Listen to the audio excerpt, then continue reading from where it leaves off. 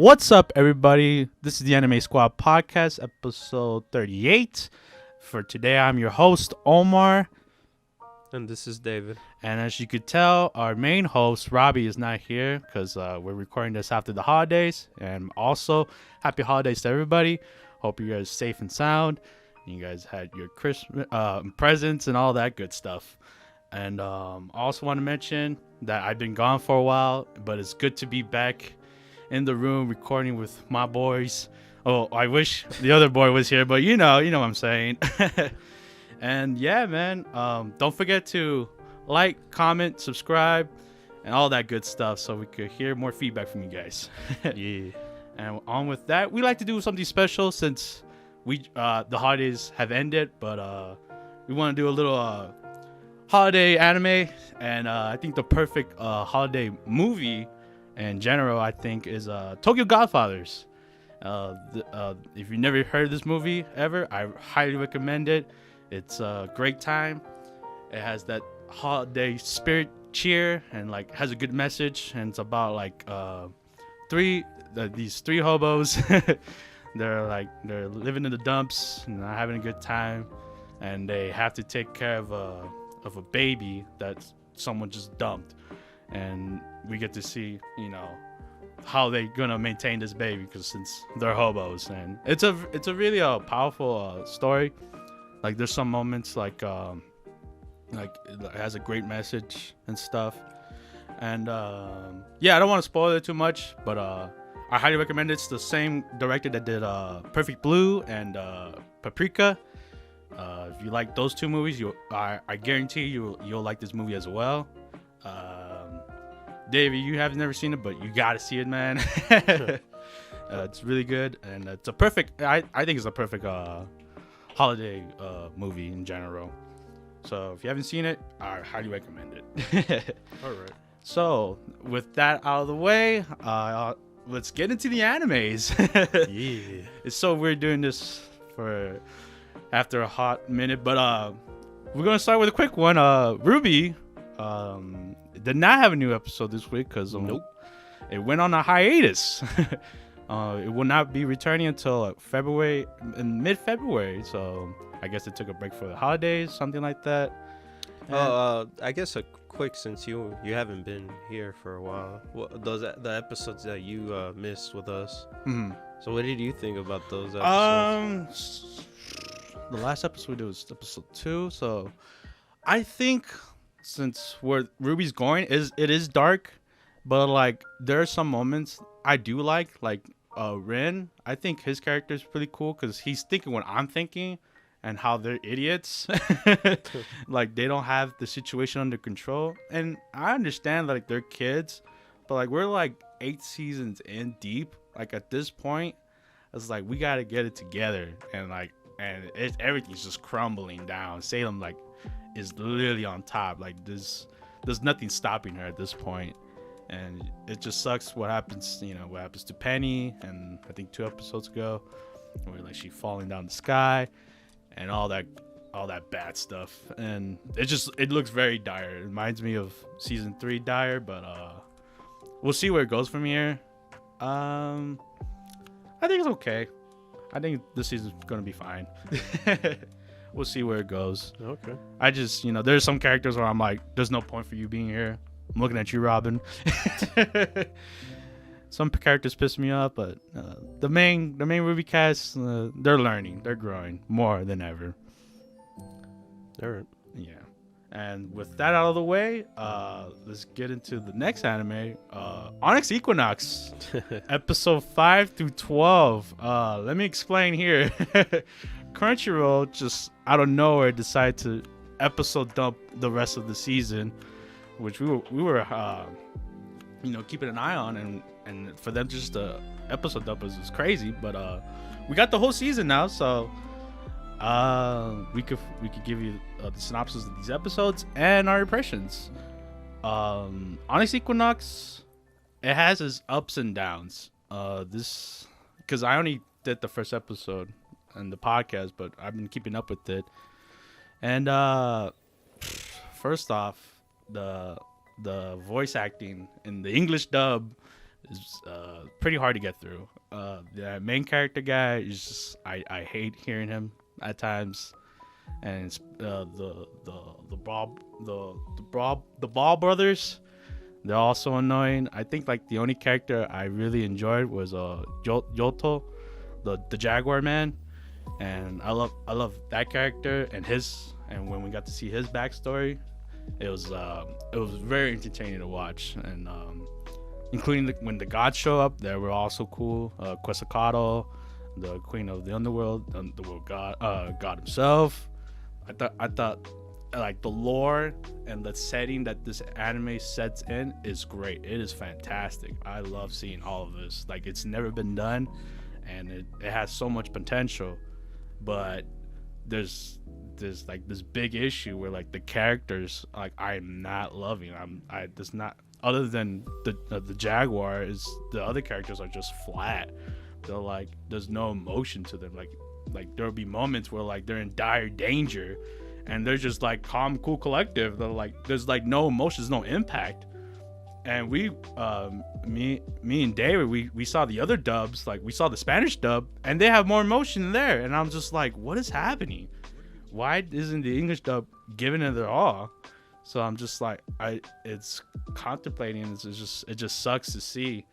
So I hope like when they get to the new season, like they address these issues on the English dub, and also they'll, like, at this point it's nitpicking, but like the animations towards the end of the episodes, they're kind of like wonky, like especially like the action scenes at the end, like you could hardly tell what's happening, and it just sucks to see. And oh man, this was like an anime I was really looking forward to, and since the beginning of the year, I remember we talked about it, and I thought it was a cool setting. But it just sucks. It sucks to see that what they came up with, and yeah, man, it just sucks.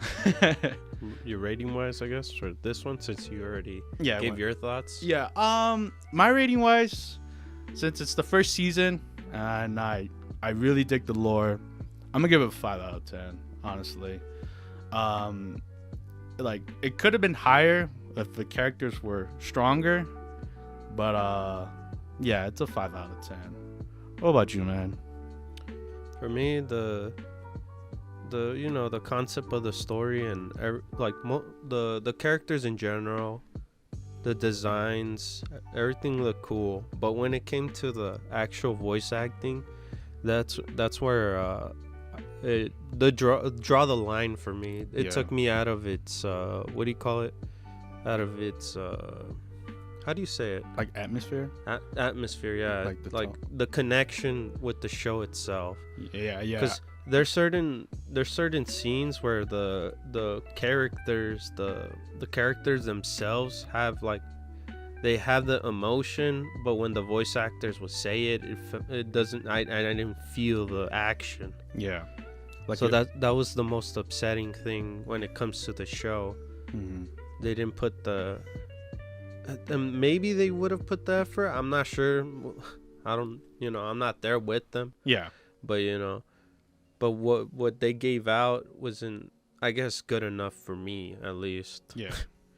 So that's the big downside to this show, because other than that, like I said, visuals were amazing at times.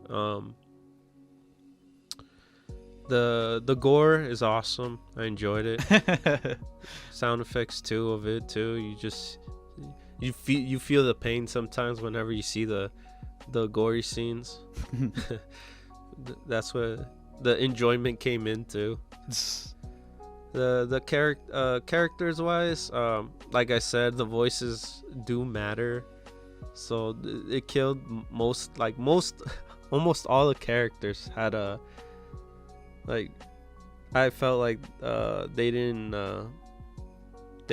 have control with the character, or have whatever was written on the pages. Who knows? I don't know.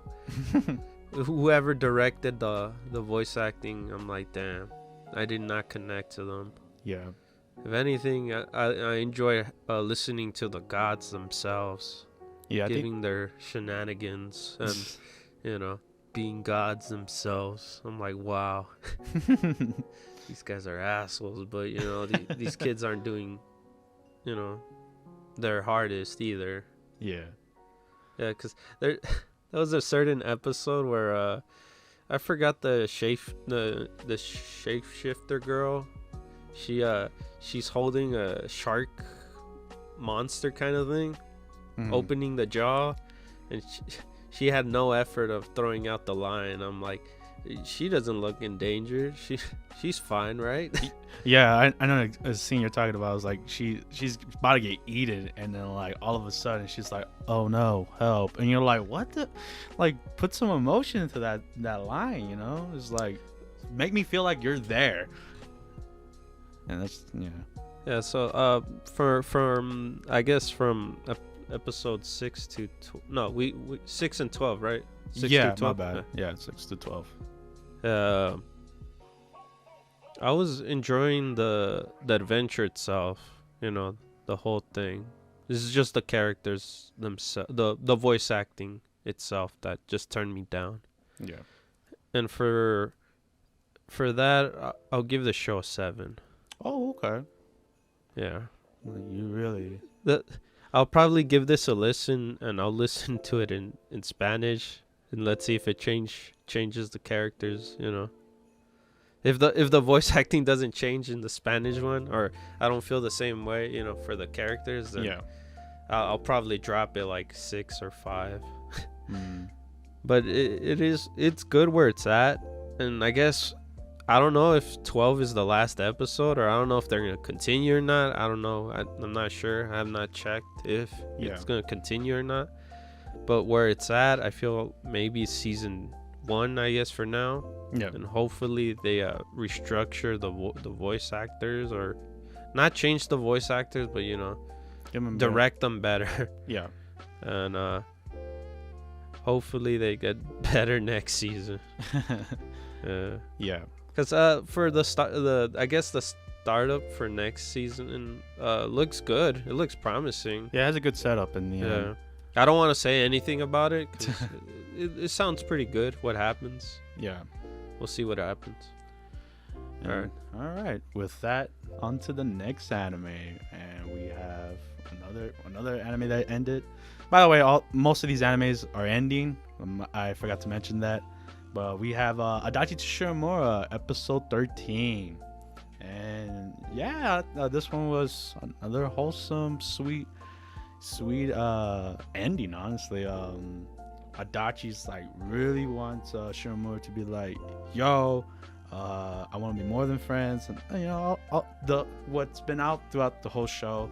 And I guess when she encounters her friends and stuff, and she's like, yeah, let's have a sleepover and stuff. And you know, they have the sleepover, and it's cute. It's very cute. And so I'm curious, what's your thoughts about the characters themselves, I guess, since we don't know your thoughts? Yeah, since it's this was the Yuri show, and for me personally, this is like very, very innocent Yuri vanilla kind of s. It's not like, you know, other Yuri shows like Orange or Bloom Into You.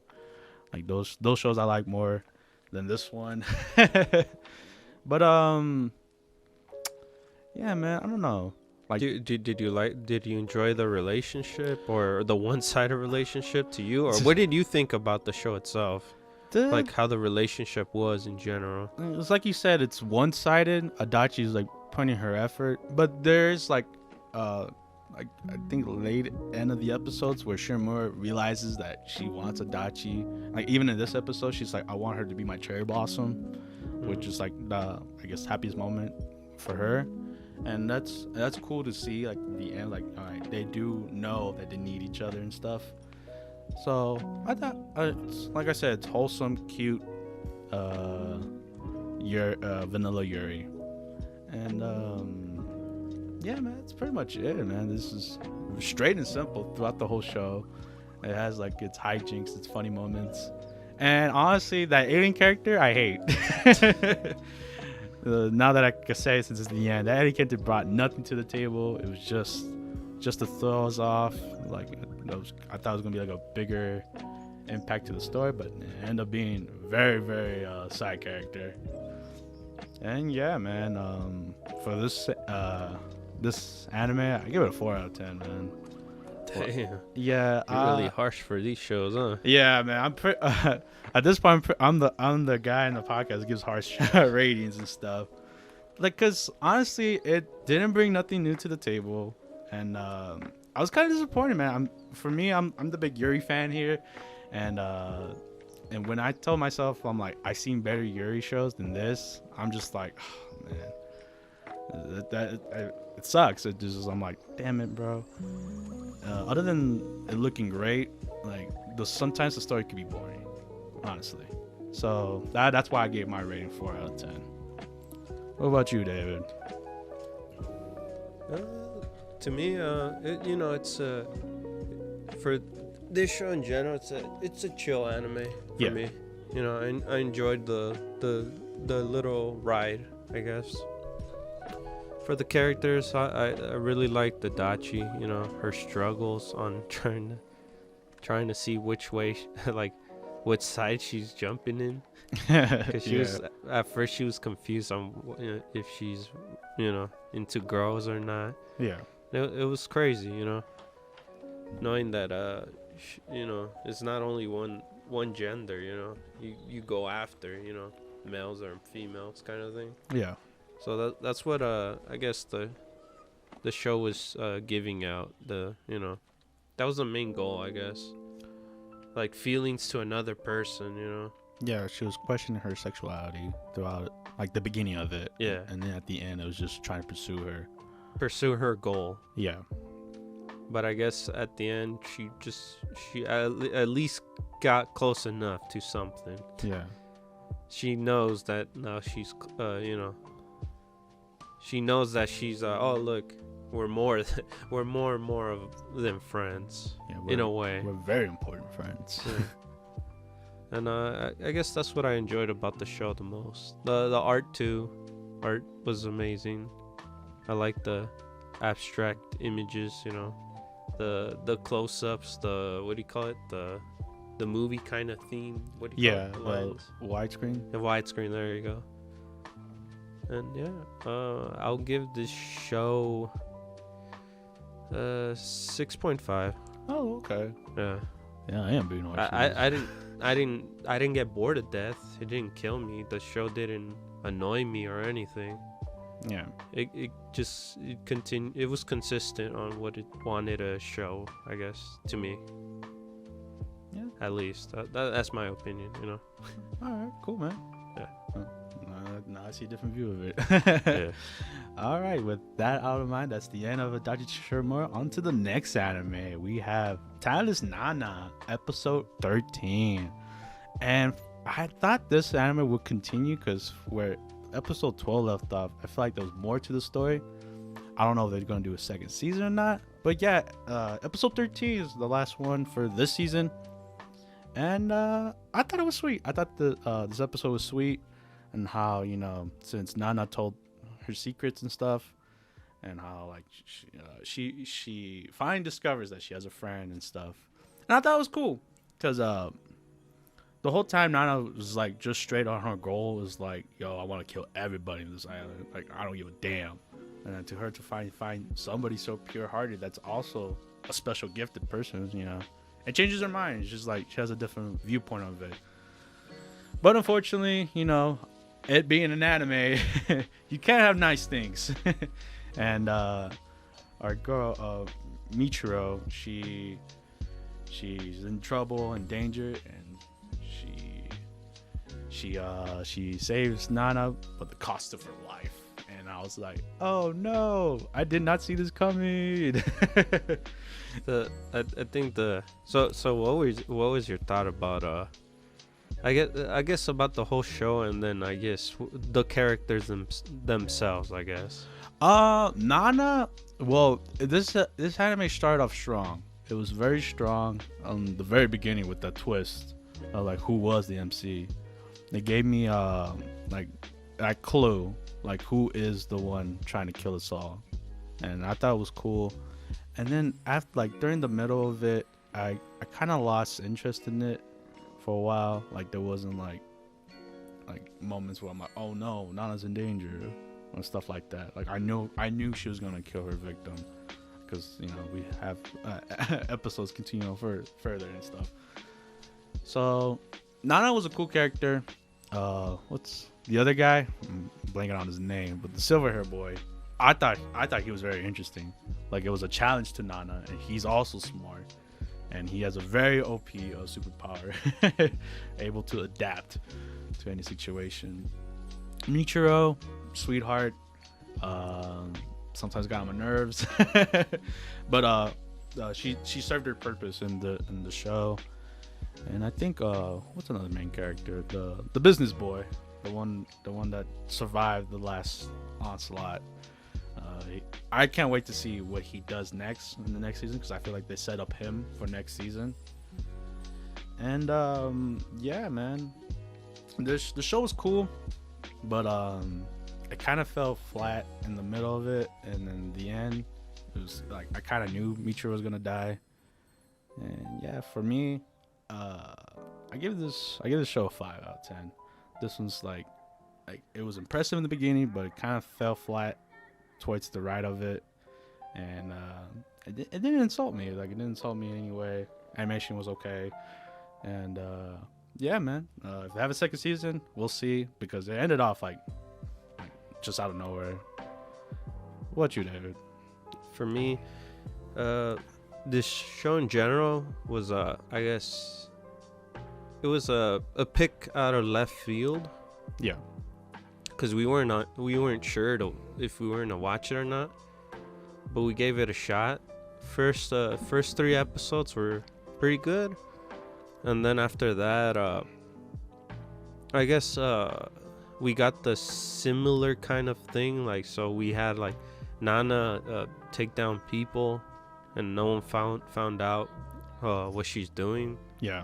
So it started becoming like a continuous thing, and I was like, no, don't go that. Well, in my mind, don't go that field as much. Yeah. Go a little bit, But after that, we started getting introduced to Michiro, where she actually gave Nana a different position. Now she was changing little by little. It wasn't like a big change, but there was something there, and I noticed that with Michiro. So at that point, it started developing, but for the show itself, I kind of was upset, because they gave us like information of what was happening in this island, but it wasn't 100% on it, and that's what was annoying about the whole show. Mm-hmm. But later on, eventually, they started giving us little more and more info. Towards the end, we finally know, hey, look, all of what's happening on this show in general. And I'm like, damn. I don't know if this series is going to continue or not, but hopefully it does. And Nana, character-wise, at first, she was okay. I wasn't annoyed by her as like Raby was. And there was not a lot. The guy, the white hair guy. Yeah. He did come out a bit, but then he disappeared in the mid section. Yeah, he did. And he became less of an like one of the main characters. It was just Nana and Michiro, and I wish he was more, but I guess there was not enough episodes to bring him in. Yeah. Yeah, but hopefully this show gets a little bit more better, if there's a second season or not. And if it doesn't, then it's just a bad ending. Yeah, it's a bad ending. I'll give this show a 7. Oh, okay. Just a 7. Okay. Wow, it's pretty high. Yeah. Like I said, there has to be shows that literally just I don't care about the story at all. Yeah. and like it just bores me. The character themselves just like deadly just destroys me, and I'm done with the show. You know? Yeah. There has been shows like that I'm like, I don't care. Yeah. Give me another anime or something, you know. She kept my interest a bit. Yeah, I think Nana was a good MC for the show. So yeah, man. Hopefully it gets a second season. And we'll see where she goes from there. So with that wraps up Talent's Nana, and on to the next anime we got. For this one, I will say its full name, since we found out we didn't say the full names. It's Sigurdrifa, Warlords of Sigrdrifa. You could slander me about that name pronunciation, but yeah, episode 13. I'm glad it's over. Oh, you opened the can of worms, huh? Yeah, I did. Here it goes. Since this one was... Give us your opinion, man. This anime was anticipated by many because it was the same writers that did Re:Zero. And I love Re:Zero. I do not like this show. Like, at first, I was into it. Like, it caught my attention. It wasn't just no generic cute girls ride on planes and save the day. Like, it is cute girls do that, but like it had like emotional depth in the beginning, and then after a while, like once it continued forward, it became very cliche. Like you kind of predicted where these characters were going at, their traits and all that.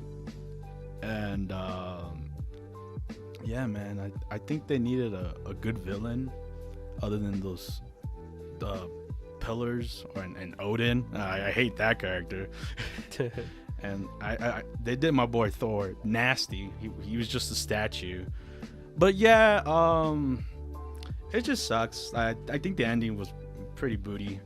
And dude, the boys, man, they disrespected the boys in the end, man.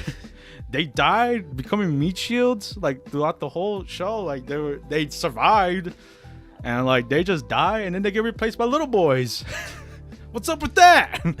Anyways, other than the boys, I think Claudia was okay MC. There was moments where like she would like disappear from the episode in general. And the other Valkyries, the main Valkyries, Azu, she was a smart one, and then I forget the other two, honestly. Yeah, man, and I always hated when they do cockpit views of the other guys, because the other pilots, they make them seem important, but they're not important at all. Like that's what the Valkyries are fighting for, and I don't care any of them. Other than the mom that was having a baby, but that's just because she's having a baby. They're like, yeah, I'm supposed to care, but honestly, I don't. And yeah, man, it's just like it was promising in the beginning, and then towards the end, it kind of fell down. Like it was going in an upscale, and then fall, crash, landed. So for me, I hope this is not getting a second season. This is also another 4 out of 10, man. It's pretty average, honestly. It's a pretty average show, but you know, for me to have good expectations in the beginning and then to fall flat like that, it's just, you know, another 4 out of 10 out of me, man. Sucks. What about you, David? For this show in general, I guess other than the captain and the Valkyries, I guess much just like you said, those are the only characters I guess they targeted the most. Yeah. That made you care. I wanted to care so much for the boys and other side characters, but they were put in the side a couple times, and that sometimes there was no I wish the characters had different design, like planes, or you know, other, you know, make them unique. Yeah, instead of like a generic jet and the generic cockpit views. My bad.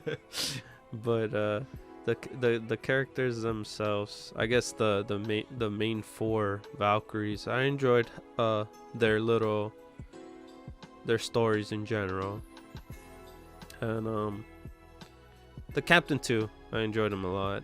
Whenever he showed up a lot. He was whatever, man. He was whatever. Yeah. But yeah. Another thing that Omar popped out to is the villain himself.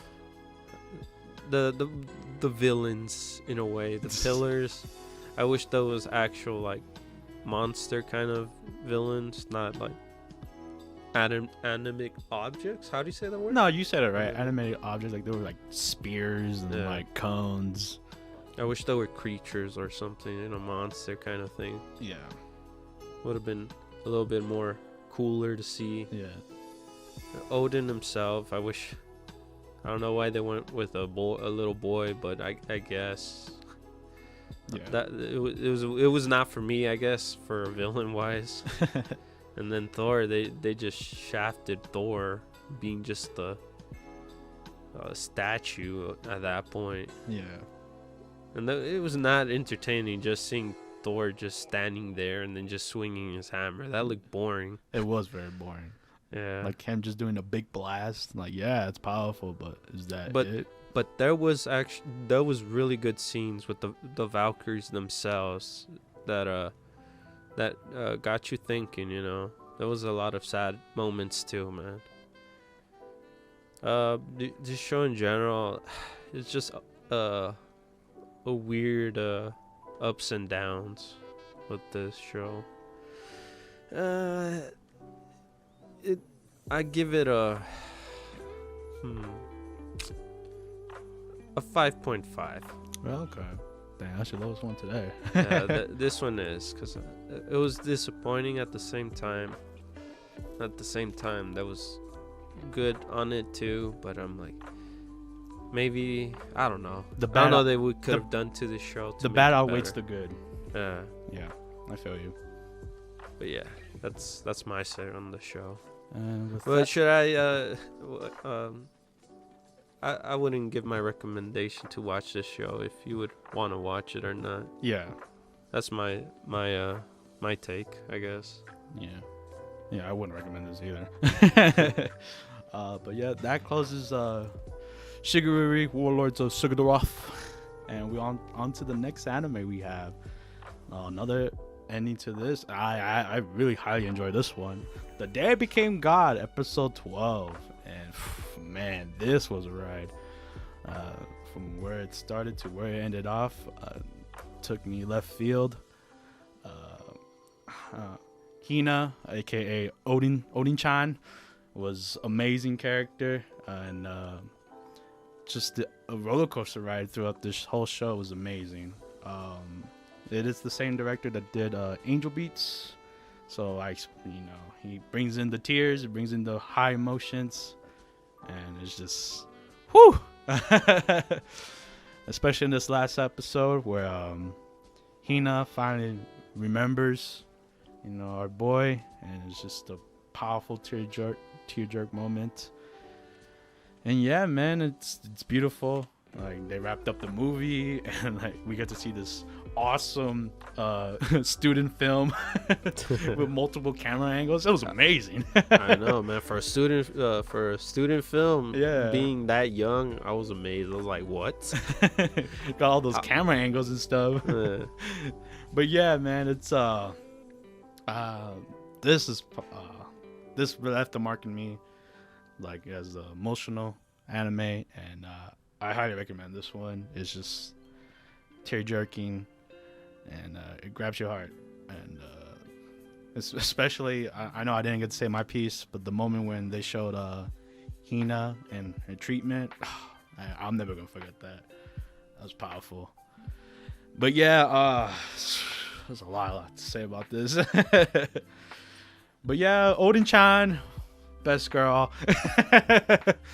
And also I just wanted to bring up that I like that in this story they didn't go with like I love you like romantically. Like I never seen an anime where like I love you like family and being family and friend targeted.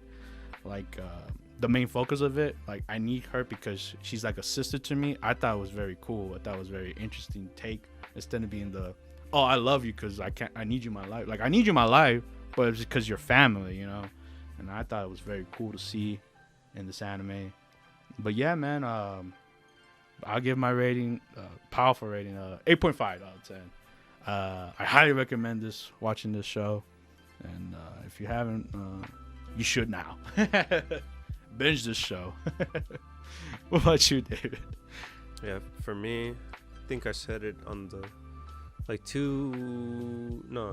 maybe last week or a week prior to that week. But I really enjoyed this show, and I had expectations for this show too, because I've seen the previous works on the other shows.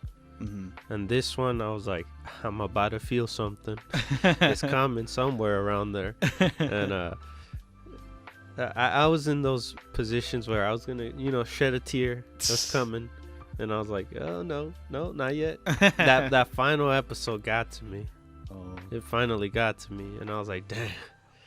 I thought I could pull through, but nope. It got to me at the end. May I ask what moment was that? Well, you already know, man. That scene where she got up and ran, or tried to run to him. That scene, I was like, damn. Yeah, man, powerful stuff, man. But yeah, at the beginning, it was comedy towards it. It was a different premise, too. It was. This show itself changes pace, like, towards the 3 episodes? Yeah, it's towards like the... 4, 5, something. Yeah, like the 2/3 of it changes the tempo. Yeah. It changes the atmosphere of the anime. But that's how they get us, huh? No, exactly, yeah. Yeah, because we at the beginning, we were like, oh, they had 30 days to live and stuff. Yeah. We didn't get the hints till, like, later on. Yeah, it was 30 days for Hina. Yeah. Herself, not the world. And she was not a god. Which that's what we find out. Yeah. But yeah, I'm not going to continue more with that because I want people to watch this show itself. Very good show. But yeah, I love the characters. And I did not hate any character at all. No. They were all enjoyable. Especially with our main protagonist. And Hina was really a treat to watch throughout the show. You knew you were having a good time when you saw her in the screen. You're like, yeah, Odin-chan. But yeah, so my rating for this show, it's an 8. Oh, nice. Yeah. We were on the same on that one. Oh, you said 8.5. Yeah, but we were there. We were close. Yeah, we were there. Yeah, I recommend this show for sure. Yeah, man, beautiful. And with that, we wrap up The Day I Became God. I'm gonna miss it. And on to the next anime, Dragon Quest Dai, episode 13. This one did not end, and it's continuing, I think, a couple weeks from now, but it did not end yet. So it concludes the arc of the Dark Soldier, Yuko, Yuko, that guy. You know what I'm talking about, Dark Knight guy. And I like this villain, man. Crocodile was okay, like he was like generic bad guy until like later in, like he became he came to his senses. But him, I loved his whole story. He was the saddened backstory with his father, that he was raised by a monster just like Dai. So I like that aspect. And he was also Avon's student, bro. Like these the main character and him, they have similar stories. It's just they're the different side of the coin. And I thought it was a really, really great. Like honestly, watching through Dragon Quest, I thought it was gonna be like a generic kids show, and it has very deep moments in this show. Like I never thought I would care about skeleton crime, but I never want to see that again. And then you see why Avon is such a great hero during his prime. He was like a loving, caring man, and just you get to see why the Demon Lords are just excuse me for saying, but assholes. But yeah, man, it's unfortunate that he he came to his senses at the end, and then one of the generals just kills him off, man. And I'm like, no, I wanted him to go on adventures with Dai and the gang. But yeah, it sucks this episode seeing the villain becoming good in the end. You know, Dragon Ball stuff. And yeah, man, I can't wait to see more continuing forward and see where they go from there. And yeah, man, there's no rating for this one. Like I said, it's continuing. What you think about this episode, David? I really enjoy it too. It's usually not like what Omar said. Like I wasn't expecting like my high expectations with this arc was pretty good. I was enjoying it through and through. Yeah. You get to see the struggles with all 4 characters throughout this arc in general. And I like that they didn't focus much on Dai as more as in the villain itself. Yeah.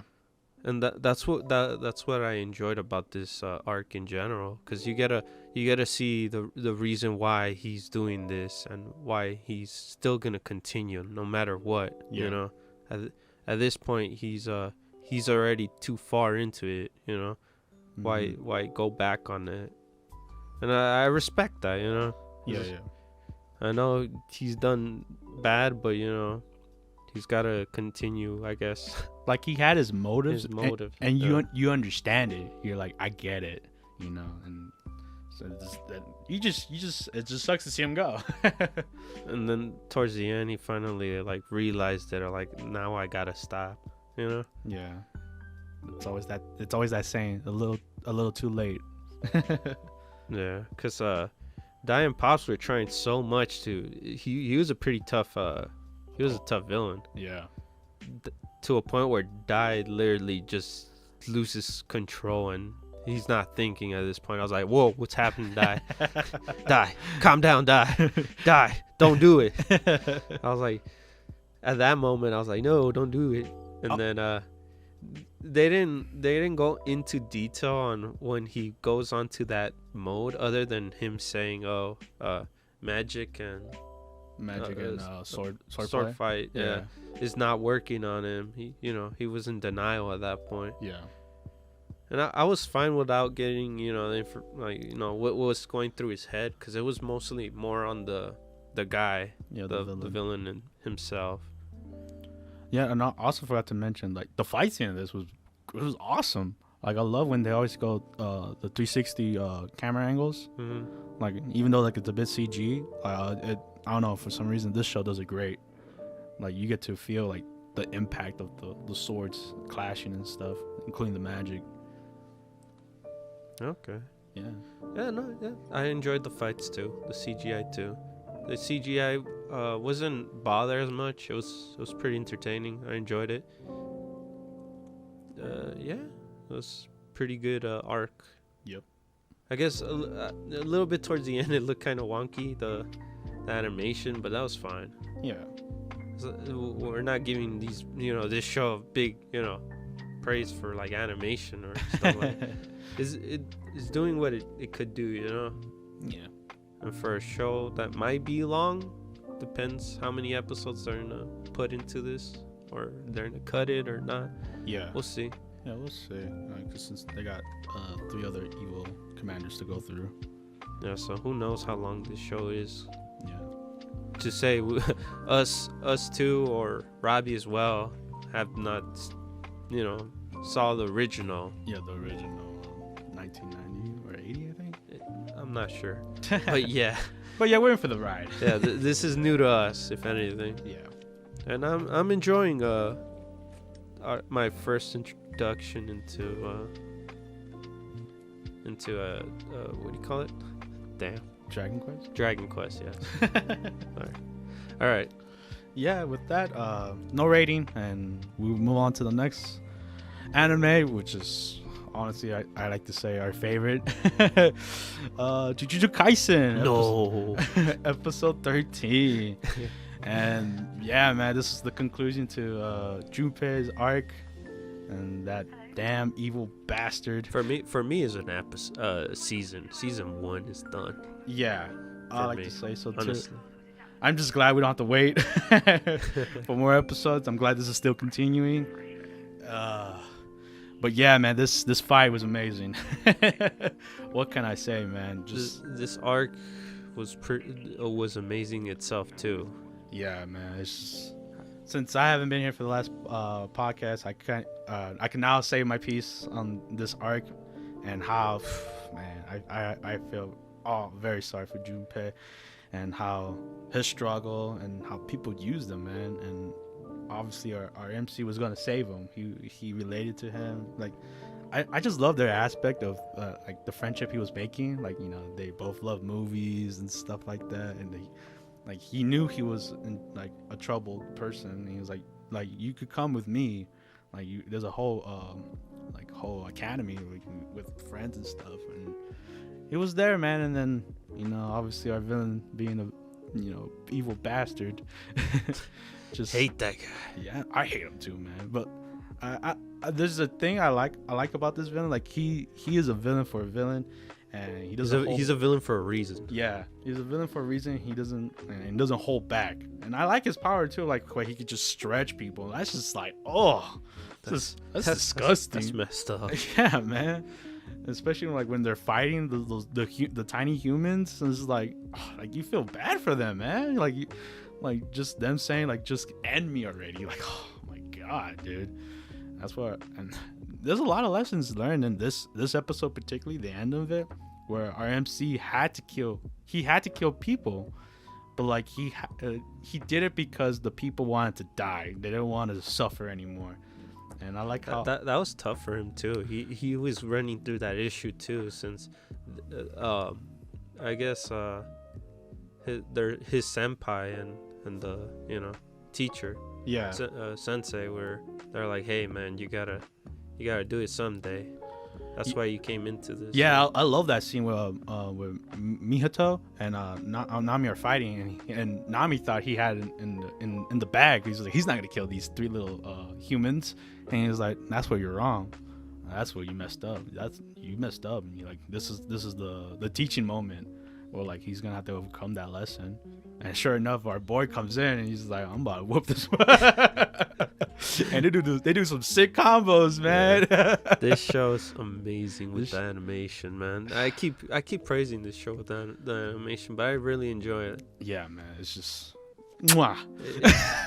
It gives me the Fate moments, you know? Oh yes, most definitely. Well, just specific with like ufotable moments where like they do the 360s and like I guess the one that gets the most is the what was it, Lancer, you know, oh yeah, Ku. Yeah, where him and the assassin he's chasing the assassin. It's kind of like that the motion moments. Yeah, too. you're like, you're in the fight. Yeah, you feel those hits and everything. I was like, damn. You feel the trouble, and that's what honestly, that's what some of these animes were missing. Like where you feel like you're in the fight, you feel like you're in danger, and you want that character to get out of there or like to win. Oh, that scene too where they get trapped. Oh well, Anonymous. Nami, he finally gets his dimension and stuff, like his expansion. Yeah. What the sensei was fearing for. Yeah. And it finally came. He was already at that point. He's like, I give up, man. Like that, I checkmate for me. Yeah. He's screwed. Once he's in that bubble, he's done. Yeah, because his domain. My bad. His domain. It was just a bunch of hands. Like, and whenever he touches you, he could stretch you out, and he was like, I'm done. It's a wrap for me. And that's when our boy, man, he doesn't give up, man. Our MC's goddamn awesome. So they explained it too as well. Like the domain is strong in the inside, but since he didn't have him, he was on the outside, and the outside shell of it's weak. So he jumps in there, and man, I think it's like the scene too that appears too. The guy, Sukuna. Sukuna. Oh my god, I love Sukuna, man. I'm scared of that guy. Yeah, he is a big threat for a reason. And I wonder how that's gonna end up later on. I'm like, how is this gonna be? Is he gonna fight his inner demons at this point? Is he gonna fight? Well, him he inside? did fight him, and he was no challenge. I know. I guess my prediction. Eventually, they're gonna fight again inside his body. Yeah, I guess maybe like a run back. Yeah. Who knows, man? But damn, that guy's super strong. It's so strong that it left Nami trembling and just like in shock because obviously when you're in his domain, he's touching you. No, oh yeah. What's his name? Nanami? No, Nanami is the villain, right? No, the other guy. Oh, Mahito? Yeah. Yeah, the sensei. No, Mahito is the other guy, no? Oh, wow. Robert will correct me. Yeah, Robert will correct. Yeah. But yeah, that's when he's in the domain, he touches his soul, and then since he touched it, and obviously that's Sukuna himself, he's like, what'd I tell you, bro? And that move was amazing, man. Just slashes him. Yeah.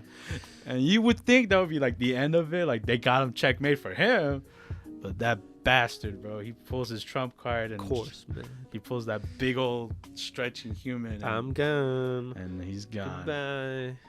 And just there's so many good moments in this episode, man.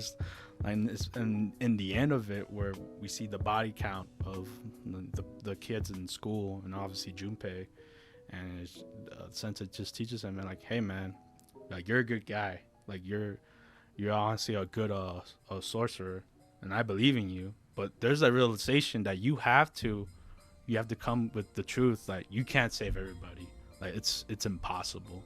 Like you have to make the tough choice, like who to save and like who to let go. And it's a real lesson. It's like you can't save everybody and stuff. And I really appreciate this show. And then we get not an explanation, but we get also a conversation with the teacher from that school, of Junpei's school. Yeah. And you see the bully as well. Yeah. His arm is screwed already. He can't move anymore. And he gives him a little thing like, oh, we're gonna pay eventually, Yeah. We're gonna suffer like we suffered him, I was like, damn. Yeah, like it teaches the lesson, like bullying, like bullying in general is like it's a terrible thing, and like people turn a blind eye of it, and it's just it's a hard lesson to learn. But yeah, man, like even in the after credits, it was kind of bittersweet too. Like the gang, usually like it's a funny gag and stuff, but like they had like a bittersweet moment where like they talk about the MC helping them cook the meatballs, and they just reminisce like, oh man, he's gone. And I was like, oh yeah, I forgot, they don't know he's still alive. Yeah, Omar was like, damn.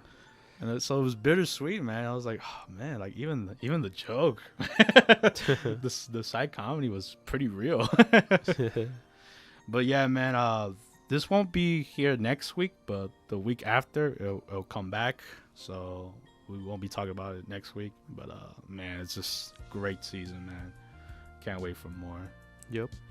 And with that, we go to our final anime. This is a double feature. Attack on Titan, episode 3 and 4. Because last week we didn't get to cover episode 3. And to me, I think that was a powerful episode in general. We get to see Reiner's backstory. And so I was talking to David, like how it just fills in the plot holes of the show in general. Like why did Reiner and the gang go to the island in the first place? Obviously to find the founder Titan and all that, but like what was the situation? How were they feeling? And I love this episode, honestly. Like it gets to show that Reiner, he wasn't the strongest guy that we were interpreted in the beginning, like how Eren looked up to him. But honestly, Reiner was just he was the weakest one in the group, and how he couldn't like he got there by luck. And it's just like, damn, man. Like, and the shot that gets to me is like the one, like they're looking at the wall, and Reiner looks at the wall, and then on the next shot it's Eren also looking at the wall. They're basically both in the same coin. And I thought, man, tough, especially in the end of that episode where he's just gonna kill himself. But like the the cries of the new kids that want to inherit the new Titan power makes him stop. And man, bro, it's just you feel for Reiner, bro. Like I know throughout the whole season, like throughout the whole show, he's not a likable person. Because he kills all those innocent people. But man, you you walk in his shoes, and there was no choice. Like he was just a kid as well, and to be a kid, to do all that, and to be there for that long on the island is just leaves a big emotional scar. So I thought it was fantastic. And then the end of the episode we get a special character coming back. What about you, Dave? What'd you think of that episode? It was just the ties, I guess, to what happened. What on his side, I guess. Yeah. We got whatever. Pretty much, we were getting the origins of what happened before they went into the wall. We had like a little journey before they actually did the, try to find it. So they go undercover in a way. Yeah. And yeah, the episode continued on with them. What you pretty much said in general. Yeah. Fills in the plot holes. Yeah, it's just a somewhat kind of fillerish, if like in a different side. Pretty much. Yeah, the other side. We saw the other side of the I guess how we used to call them, the bad guys. Yeah. But yeah. Yeah, man. So with that episode wrap up, we have episode 4, and this one it was okay. I think it felt like a setup to the next episode, which is like the festival that they're gonna have to celebrate that the Turber family. Willie, the head of the family, made peace with the other countries that were attacking them. Oh no! Prior to that, I remember when you told me like, "Oh, is that Eren?" Oh yeah. I had a theory that I was like, "Is that Eren Yeager?" Because we watched this on our own. We didn't watch it together. Episode 3 we didn't watch together. Yeah. So he gave Omar gave me his reaction on if it was Eren Yeager. Yeah. And I was like, yeah, it is kind of obvious. It was obvious how he looked. Yeah. I was caught off guard by that, but this episode kind of confirms it. Yeah. Confirms. Especially towards the end. Yes, towards the end, it is Eren Yeager, and but like this episode was just like set up to the next to episode 5, I think, and just gives us more backstory of the world of Marley, and yeah, man, nothing much to say on that one. We got to see Eren's grandpa. Yeah, that was surprising when this random old guy was just ranting about him, like the struggles of his life, and then the doctors drop a hint that it's also a Jaeger, and I'm like, whoa, you're just gonna fly that by? So that was very interesting to see as well. But other than that, or someone related to Eren. Yeah, we'll see. We'll see who, if he comes up again or not. But yeah, man, the kids, Falco and them, just being kids and just. Oh, but that last scene though. Oh, with Falco brings Reiner into the little room. room. In the little room, and you just see Eren just chilling there, like, "What's up, man?" It's been a while. It's been a while. And to me, honestly, I thought the squad was gonna just show up and just ambush him, bro. Yeah, we'll see what happens. Yeah, we'll see. I don't know. My prediction maybe be like they might join forces. Really? Yeah. Oh, okay. That's what I think. I don't know.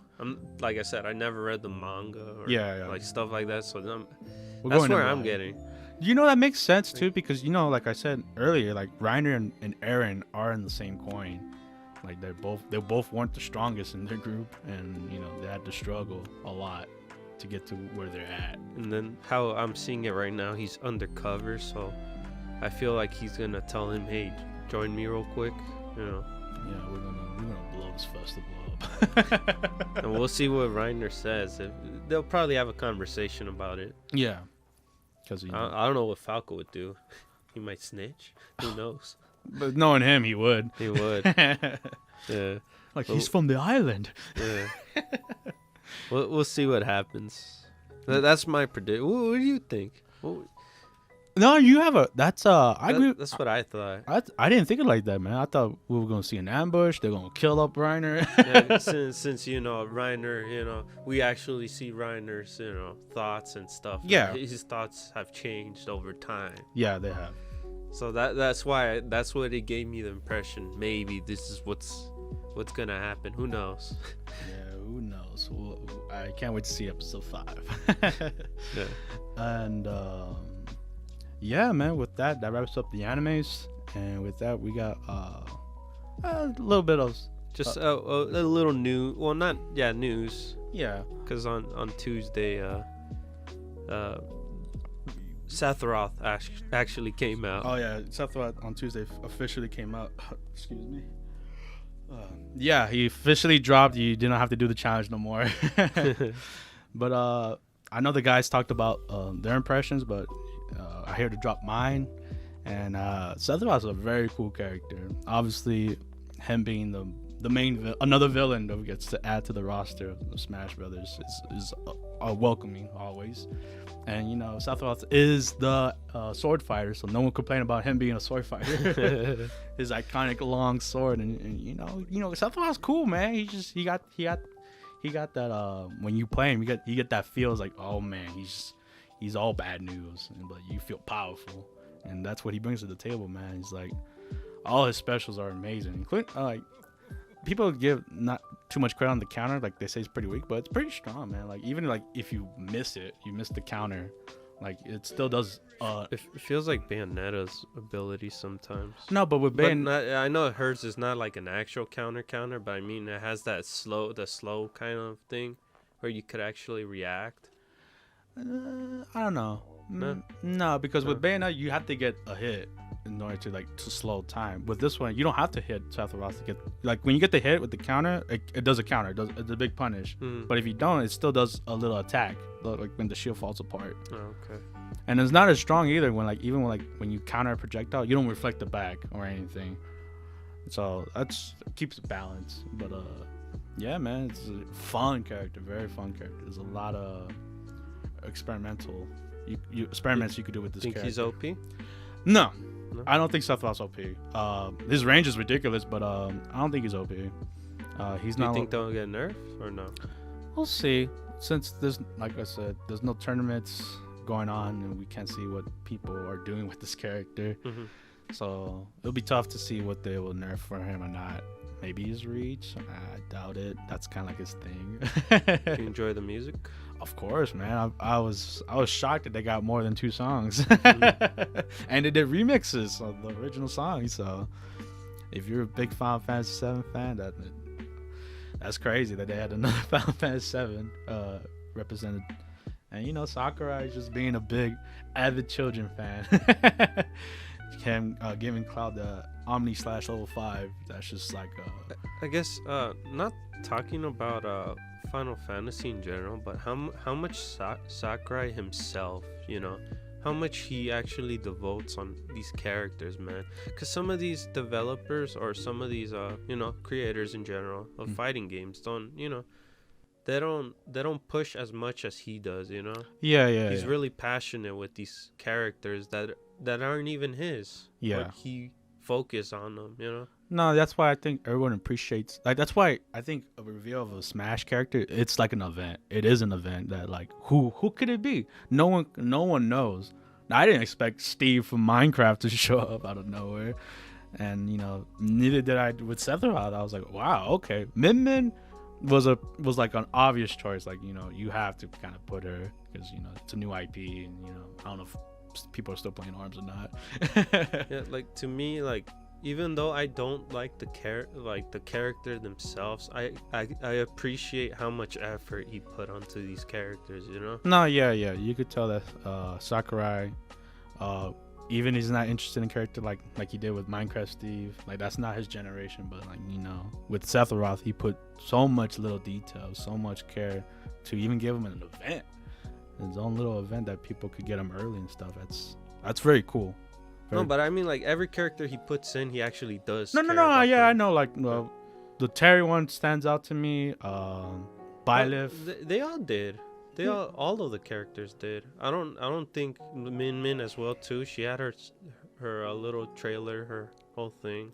Yeah. Her character design, her movements too.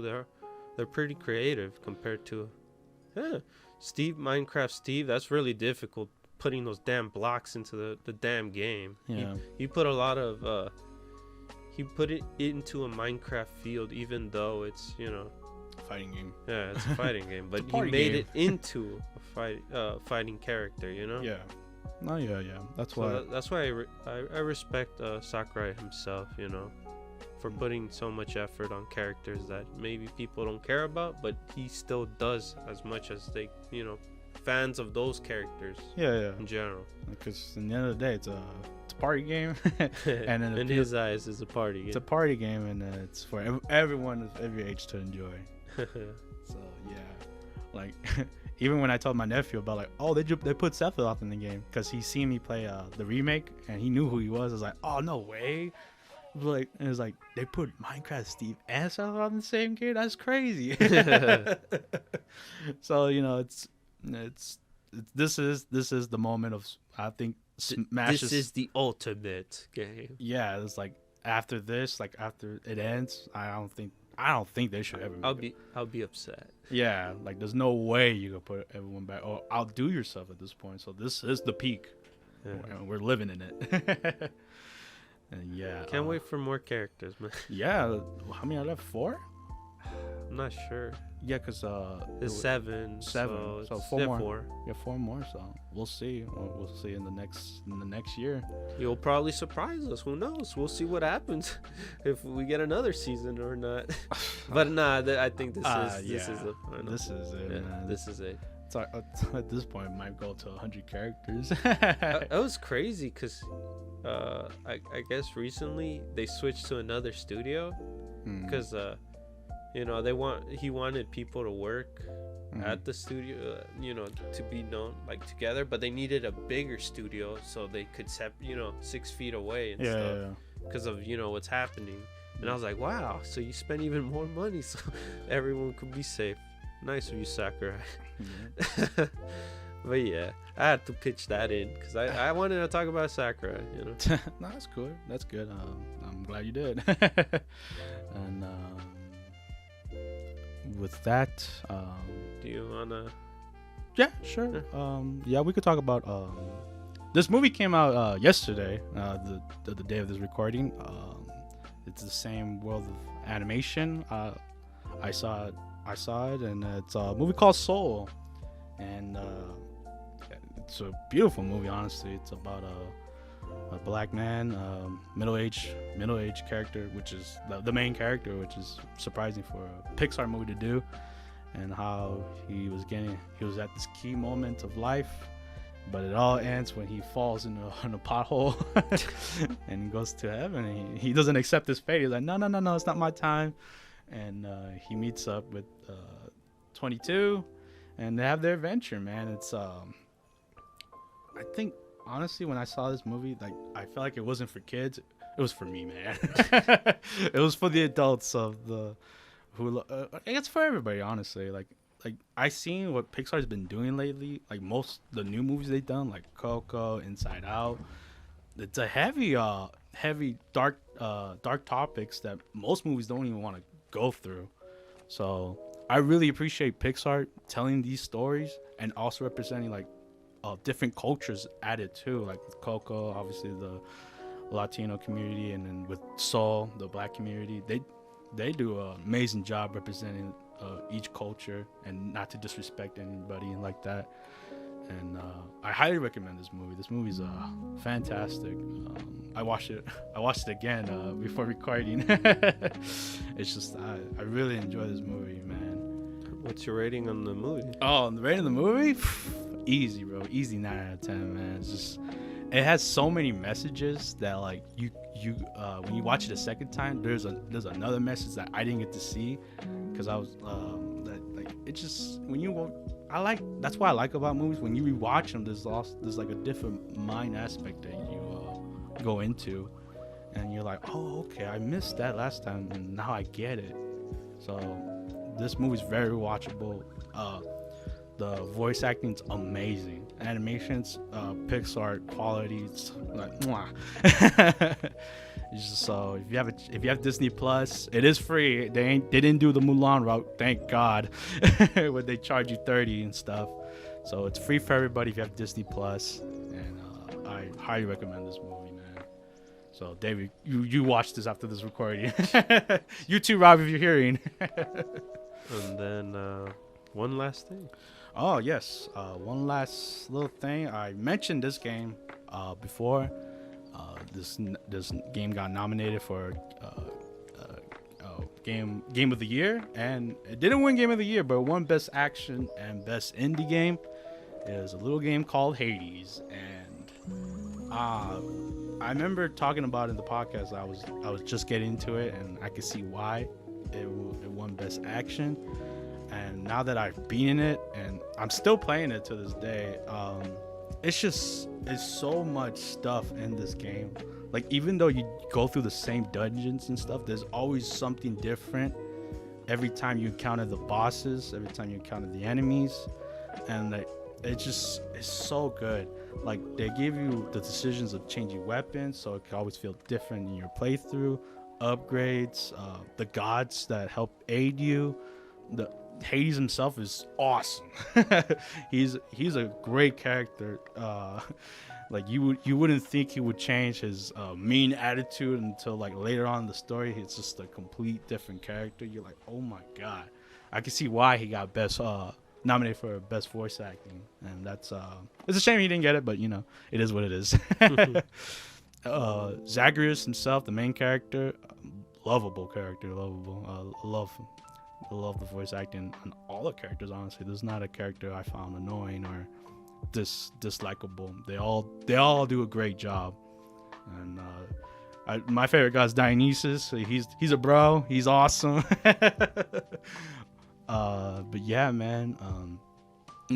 Once you beat it the first time, there's like a pack that like makes the journey more harder, and like it just goes on and on, man. You can get lost in this game for multiple hours. But yeah, man, I love my time with Hades, and it's just I never thought I could just go through the same dungeons and always have a different encounter, which is great to see. So with that being said, David, would you play this game now? This one's gonna be the first time I'm gonna tell you. What's your review for this? My review for Hades? First game review. Yeah, that's true. End the year with a bang.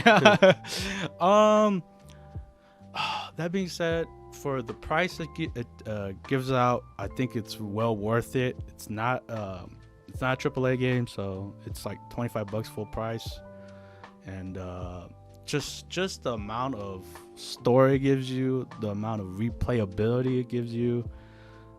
The characters being lovable and likable, and just there's like many moments where I'm like damn, that was deep, and like moments where I'm just bust out laughing.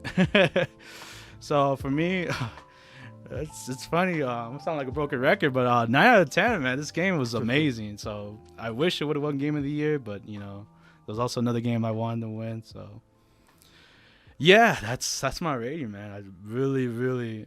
I'm never gonna forget this game. Plus, I love Greek mythology. That kind of helps. No, okay.